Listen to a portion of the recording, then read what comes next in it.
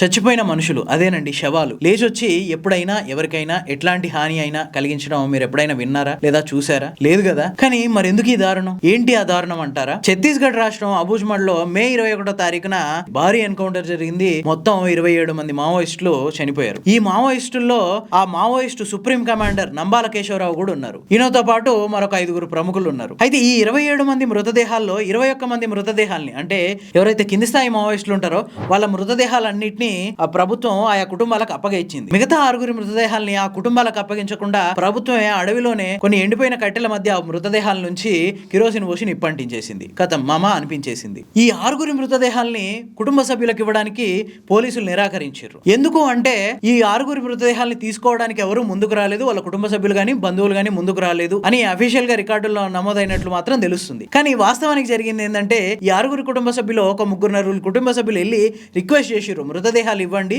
మేము తీసుకెళ్లి మా సంప్రదాయాల ప్రకారం మేము అంతిమ క్రియలు అనేది చేసుకుంటాం అని చెప్పేసి అడిగిరు. కానీ పోలీసులు ఈ మాటల్ని పెడచెవిన పెట్టడంతో పాటు ఈ మృతదేహాలు అడిగిన కుటుంబ సభ్యుల్ని బెదిరించినట్లు కూడా ఆరోపణలు వస్తున్నాయి. కానీ రికార్డుల్లో మాత్రం ఈ మృతదేహాల్ని తీసుకోవడానికి ఎవరు ముందుకు రాలేదు, అందుకే పోలీసుల ప్రక్రియ ప్రకారం కాల్ చేస్తున్నాం అని చెప్పి రికార్డుల్లో నమోదు చేసినట్టు మాత్రం తెలుస్తుంది. అసలు ఎందుకింత కక్ష? చనిపోయిన మావోయిస్టులు వచ్చి మిమ్మల్ని ఏం చేయలేరు కదా. ఈ సందర్భంగా ఇక్కడ మనం కొన్ని విషయాలు ఖచ్చితంగా డిస్కస్ చేసుకోవాల్సిన అవసరం ఉంది.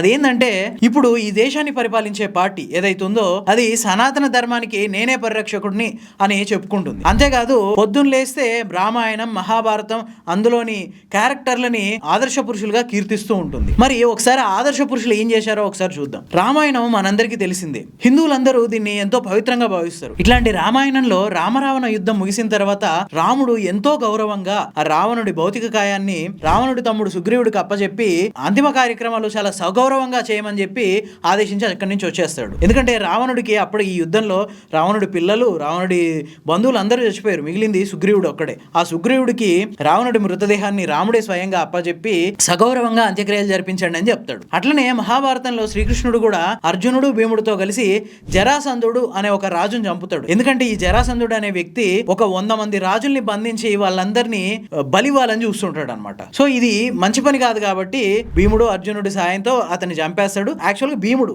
ఈ జరాసంధుని చంపేసేది. ఈ సమయంలో జరాసంధుడు కొడుకు సహదేవుడు అని ఉంటాడు. అతను ఈ భీముడు క్రౌర్యాన్ని చూసి భయపడి తండ్రి అంత్యక్రియలు చేయడానికి కూడా భయపడతాడు. సో ఈ సహదేవుడు భయపడుతుంటే కృష్ణుడు స్వయంగా సహదేవుడికి ధైర్యం చెప్పి, లేదు నీ తండ్రి అంత్యక్రియలు చేసుకునే హక్కు నీకు సంపూర్ణంగా ఉంది, జరాసంధుడి అంత్యక్రియలు సహదేవుడితో పూర్తి చేయించి అక్కడి నుంచి వెళ్ళిపోతారు. అంతేకాదు మహాభారత యుద్ధం పూర్తయ్యాక కూడా ధర్మరాజు కూడా అదే పని చేస్తాడు. ఆ యుద్ధంలో మరణించిన వీరులందరి కుటుంబాలని యుద్ధ భూమికే రప్పించి ఆ వీరులందరికీ ధర్మబద్ధంగా అంత్యక్రియలు జరిగేలా చూస్తాడు. అంతేకాదు ఎవరూ లేని అనాథ వీరులకి అంత్యక్రియలు స్వయంగా ధర్మరాజే చేస్తాడు. అంతేకాదు తన శత్రువులైన కౌరవులు, వీళ్ళు ధర్మరాజుకి తమ్ముళ్ళే అవుతారు, అంటే పెదనాన్న కొడుకులు, వీళ్ళకు కూడా ధృతరాష్ట్రుడితోటి సగౌరవంగా అన్ని దాన ధర్మాలు చేసుకుంటూ వాళ్ళ అంత్యక్రియలు పూర్తి చేయిస్తాడు. ఈ విషయం అంతా మహాభారతంలోని శ్రీపర్వంలో ఉంది. మరి సనాతన ధర్మ పరిరక్షణ కోసం దేశాన్ని ఏలుతున్నామని చెప్పే బీజేపీ, తమది రామరాజ్యం అని చెప్పి స్వయంగా ప్రకటించుకుంటున్న బీజేపీ, నోరు తెరిస్తే రామాయణం, మహాభారతం, భగవద్గీత వీటిని పవిత్ర గ్రంథాలుగా చెప్పే బీజేపీ,